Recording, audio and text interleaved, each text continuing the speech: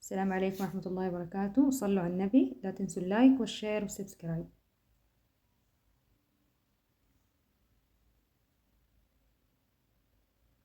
ملعقة ونص خميرة، ملعقتين سكر، ملعقة كبيرة ملح، والدقيق حسب احتياجكم، وموية دافية بالتدريج. بعد ما عجناها نغطيها بقطعة قماش نظيفة لمدة نص ساعة. بعدين نكورها ونخليها ترتاح لمدة 10 دقايق، ونفتح عليها ونفردها، نرش عليها شوية دقيق ونفردها. بعد ما نفردها نحطها في الفرن على درجة حرارة 180.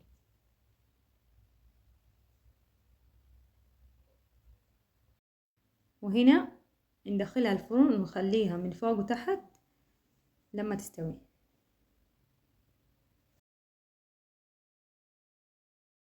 وطعمها يجنن، لازم تجربوها واكتبولي في التعليقات، استنى رايكم.